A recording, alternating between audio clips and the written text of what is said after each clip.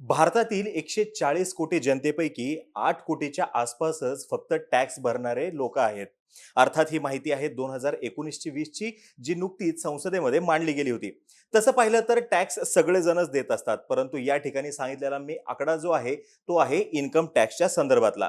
आता जर का तुम्ही पगारदार असाल आणि जर का तुम्ही 5-15 लाख रुपये प्रतिवर्ष नेट कमवत असाल, तर सर्वप्रथम तुम्हाला हे माहिती असणं गरजेचं आहे की तुम्हाला नेमका किती टॅक्स हा द्यावा लागणार आहे.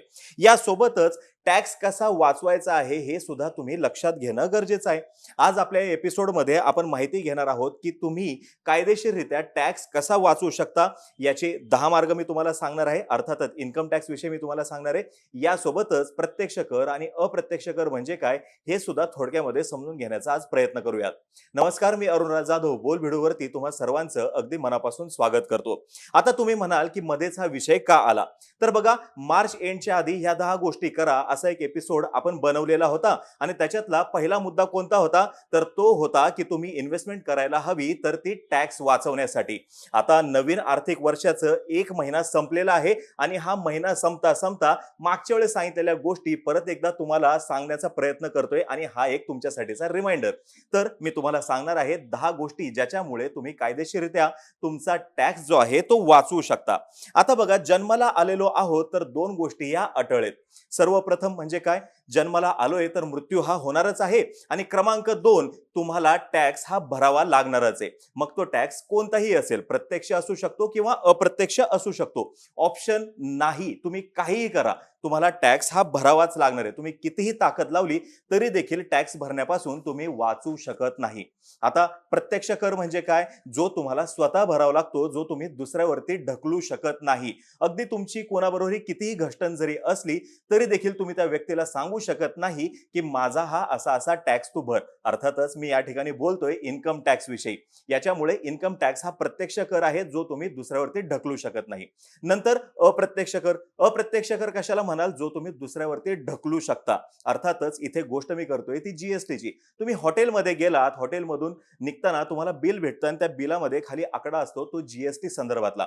आता ही जीएसटीची रक्कम तुम्ही बिल रूपाने त्या हॉटेलवाल्याकडे देता आणि हॉटेलवाला ती रक्कम अर्थातच जीएसटी डिपार्टमेंटकडे देत असणार आहे. म्हणजेच काय, कोणी भरायचा टॅक्स, तो त्या हॉटेलवाल्याने, परंतु तो वसूल केला जातो तुमच्या आमच्याकडून. म्हणून ह्याला म्हणतात अप्रत्यक्ष कर, कारण की हा टॅक्स तुमच्यावरती त्याला ढकलता आलेला आहे. आता येऊयात मूळ विषयाकडे. सरकार कोणतंही असो, ते सरकार सतत तुमची काळजी घेत असतं आणि ते तशा प्रोव्हिजन सुद्धा करत असतं, ज्यामुळे तुमचे हक्काचे पैसे जे आहेत ते टॅक्स रूपामध्ये जाणार नाहीयेत. आता इन्कम टॅक्स स्लॅब काय आहे हे समजून घेऊयात. 0 पासून ते 2.5 लाख रुपयांपर्यंत जर का तुमची कमाई असेल तर तुम्हाला कोणताही टॅक्स द्यावा लागणार नाही. जर का तुमची कमाई 2.5 ते 5 लाखांच्या दरम्यान असेल तर तुम्हाला 5% इन्कम टॅक्स द्यावा लागेल. जर का तुमची कमाई 5 ते 7.5 लाख असेल तर तुम्हाला 10% इन्कम टॅक्स द्यावा लागेल आणि जर का तुमची कमाई 7.5 लाखापासून ते 10 लाखांपर्यंत जर का असेल तर तुम्हाला 15% टॅक्स द्यावा लागू शकतो. आता आपल्याला हे टॅक्स रूपाने जाणारे पैसे जे आहेत ते जर का वाचवायचे असतील तर सर्वप्रथम काय, तुम्हाला होम लोन मध्ये डिडक्शन घेता येतं, टॅक्स डिडक्शन घेता येतं. इथं तुम्ही तुमचं होम लोन जे आहे जर का डोकं लावून घेतलं तर 80C नुसार तुमचा टॅक्स चांगलाच सेव्ह होऊ शकतो. आता 80C नुसार तुमच्या मुद्दलावरती 1.5 लाखांपर्यंतची सूट भेटू शकते आणि व्याजावरती सेक्शन 24 नुसार 2 लाखांपर्यंतची कर बचत होऊ शकते. आता क्रमांक 2 जे आहे ते आहे तुमचं ईपीएफ. ईपीएफ मध्ये सुद्धा बघा 12% जे आहे ते तुमच्या बेसिक सॅलरीचे जे आहेत हे शासनाच्या प्रोव्हिडंट फंड स्कीम मध्ये जातात आणि याचा टॅक्स सेव्हिंग मध्ये चांगला फायदा होताना दिसतोय.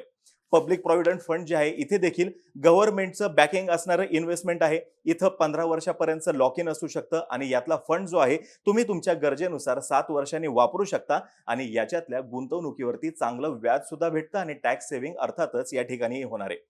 अजून पुढचा मुद्दा जो आहे तो म्हणजे इक्विटी लिंक्ड सेव्हिंग स्कीम. आता तसं पाहिलं तर हे टॅक्स सेव्ह करणारे म्युच्युअल फंडच आहेत आणि याचा फायदा दुहेरी आहे. पहिला फायदा अर्थातच टॅक्स सेव्हिंग होणार आहे आणि क्रमांक 2, याच्याद्वारे तुम्हाला हायर रिटर्न्स भेटण्याची सुद्धा संधी उपलब्ध होते. फक्त जर का तुम्ही याच्यामध्ये गुंतवणूक करणार असाल टॅक्स सेव्ह करण्यासाठी तर त्याचा लॉक इन पिरियड नेमका किती आहे हा त्या त्या कंपनीनुसार वेगळा असू शकतो, तर तुम्ही तो लॉक इन पिरियड तपासून घ्यायला हवा. नंतर क्रमांक 3 ला जे आहे ते म्हणजे सुकन्या समृद्धी अकाउंट. यात सुद्धा तुम्ही 1.5 लाखापर्यंत वार्षिक गुंतवणूक करू शकता आणि टॅक्स मध्ये चांगलीच सेव्हिंग करू शकता. याच्यामध्ये टॅक्स बेनिफिट तर आहेच आहे, पण यासोबतच तुम्ही तुमच्या मुलीचं भविष्य सुद्धा सुरक्षित करू शकता आणि समृद्ध सुद्धा करू शकता. क्रमांक 4 ला जे आहे ते आहे तुमचं life insurance policy. Life insurance policy mature झाल्यानंतर तुम्हाला त्यावर टॅक्स द्यावा लागणार नाही, जर का तुमचा प्रीमियम जो आहे, तुमची जी टोटल सम ॲश्युर्ड आहे याच्या 20% कमी असेल तर. अर्थातच हे लागू आहे 1 एप्रिल 2012च्या आधी जर का तुम्ही ती पॉलिसी घेतलेली असेल तर. त्याच्यानंतर घेतलेल्या पॉलिसीवरती 15% याची त्यांनी लिमिट दिलेली आहे. क्रमांक 5 ला जे आहे ते म्हणजे एज्युकेशनसाठी तुम्हाला जी काही स्कॉलरशिप मिळते याच्यावरती देखील सेक्शन 10-16 नुसार तुम्हाला टॅक्समध्ये सूट भेटते. आता जर का ही स्कॉलरशिप तुम्हाला गव्हर्नमेंटने दिलेली असेल किंवा कोणत्याही प्रायव्हेट प्लेअरने जरी दिलेली असेल तरी देखील तुम्हाला टॅक्समधून सूट मिळणार आहे आणि याच्यामध्ये किती रक्कम तुम्हाला स्कॉलरशिपच्या रूपाने भेटावी याचं कोणतंही बंधन नाही. क्रमांक 6 ला जे आहे ते म्हणजे वेडिंग गिफ्ट. आता हे खूप पॉप्युलर आहे आपल्या इथं, कारण की वेडिंग गिफ्ट जे आहे हे नॉन टॅक्सेबल आहे अंडर सेक्शन 56. तुमचे नातेवाईक किंवा मित्र यांपैकी कोणीही तुम्हाला हे गिफ्ट देऊ शकतं. आणि विशेष म्हणजे म्हणजे मला आजच कळालं ते म्हणजे याच्यामध्ये कॅश आणि चेक याच्या सुद्धा गिफ्ट रूपाने त्याच्यामध्ये उपयोग करून घेता येऊ शकतो किंवा ते तुम्हाला तिथे टॅक्स डिडक्शन करण्यामध्ये मदत करू शकतं. नंतर पुढचा क्रमांक जो आहे तो आहे ऍग्रीकल्चर इन्कमचा. अंडर सेक्शन 10 तुम्हाला ऍग्रीकल्चर इन्कम जे आहे याच्यावरती टॅक्स बेनिफिट मिळतो आणि या संदर्भातला एपिसोड आपण ऑलरेडी बनवलेला आहे, तो तुम्ही बघू शकता बोलबिडूवरती. आता बघा, तुम्ही जर का एज्युकेशनसाठी लोन घेणार असाल तर तिथे देखील तुम्हाला 80E नुसार इन्कम टॅक्समध्ये बेनिफिट मिळतो. इथं तुम्ही एज्युकेशनसाठी किती लोन घेताय याचं कोणतंही लिमिट नाही. तसंच यासाठी तुम्ही जे काही हप्ता देत असाल आणि याच्यामध्ये जे काही व्याज तुम्ही देत असाल याच्यामध्ये होम लोन सारखं कोणताही तुम्हाला टॅक्स लागत नाही किंवा तसं कोणतंही लिमिट या ठिकाणी नाहीये.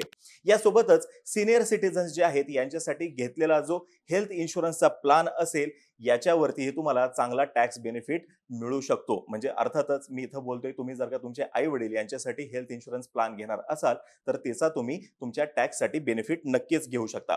यासोबतच काही असे रोग आहेत की ज्यांच्या उपचारावरती मोठ्या प्रमाणात खर्च होत असतो आणि मग यांच्यावरती मोठ्या प्रमाणात खर्च होत असतो, म्हणून सरकारने अशा रोगांवरती जो काही खर्च करत असाल तिथं सुद्धा तुम्हाला टॅक्स बेनिफिट दिलेलं आहे. कॅन्सर, एड्स यांसारखा जे काही रोग आहेत त्यांच्यावरती उपचारासाठी होणारा खर्च जो आहे इथे सुद्धा 40,000 पर्यंतची रक्कम जी आहे याच्यावरती टॅक्स सूट तुम्हाला मिळू शकते. आता बघा, जर का तुम्ही बिझनेस करत असाल आणि म्हणजे अर्थातच जे नवखे बिझनेसमॅन आहेत त्यांच्यासाठी, तर तुम्ही तुमचा प्रॉफिट जो आहे तो पार्टनरशिप फर्म मध्ये डिस्ट्रीब्यूट करायला हवा. तुमचा ट्रॅव्हलिंग एक्सपेन्स जो आहे तो दाखवायला हवा. फूड एक्सपेन्स जो आहे तोही सेपरेटली दाखवत राहा, ज्याच्यामुळे तुम्हाला फायदा होईल. तुमचा टॅक्स स्लॅब जो आहे तो चेंज होऊ शकतो. यासोबतच जे पगारदार आहेत ते काय करू शकतात, सेक्शन 10(5) नुसार तुमच्यावरती डिपेंड असलेल्या सर्वांचे ट्रॅव्हलिंग तिकीट्स जे काय असतील, म्हणजे तुमचा मुलगा, मुलगी, तुमचे बायको असेल किंवा तुमचा पती असेल, परत तुमचे घरचे जे आहेत यांच्यासाठीच्या ट्रॅव्हलिंग तिकीट्सवरती देखील तुम्हाला टॅक्स बेनिफिट नक्की भेटू शकतो. आणि जर का तुमचा HRA जो आहे हा जर का तुमच्या सॅलरीचा पार्ट असेल तर तुम्ही तसे रेंट ॲग्रीमेंट करून त्याचा देखील टॅक्स बेनिफिट घेऊ शकता. आता शेवटचा 10वा आणि सर्वात महत्त्वाचा मुद्दा तो म्हणजे हा की तुम्ही तुमची सॅलरी जी आहे ती रिस्ट्रक्चर करून घ्यायला हवी, ज्यामुळे तुमचं चांगल्या पद्धतीने टॅक्स सेव्हिंग होऊ शकतं.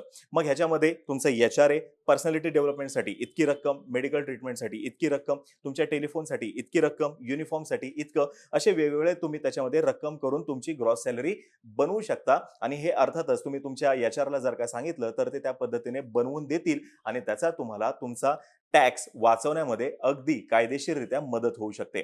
आता बघा, हे सर्व जे काही मी तुम्हाला सांगितलेले हे मुद्दे आहेत याच्याद्वारे तुम्ही कायदेशीररित्या नक्कीच तुमचा टॅक्स वाचवू शकता. मी नाही म्हणत की तुमचा टॅक्स अगदी शून्यापर्यंत येईल म्हणून, पण 2-4 हजार जरी वाचले तर ते कुणाला नको आहेत. आता तुम्हालाही आपली आजची माहिती जर का आवडली असेल तर खाली कमेंट बॉक्समध्ये नक्की सांगा आणि तुमच्या जवळ टॅक्स वाचवण्याचा कायदेशीर अजून काही मार्ग असेल तर तो सुद्धा खाली कमेंट बॉक्समध्ये नक्की सांगा. तोपर्यंत बोलबिडू या आपल्या YouTube चॅनलचे सर्व व्हिडिओज लाईक करा. आम्हा सर्वांचे व्हिडिओ जास्तीत जास्त लोकांपर्यंत पोहोचवा आणि चॅनलला सबस्क्राईब करायला तेवढं विसरू नका. धन्यवाद.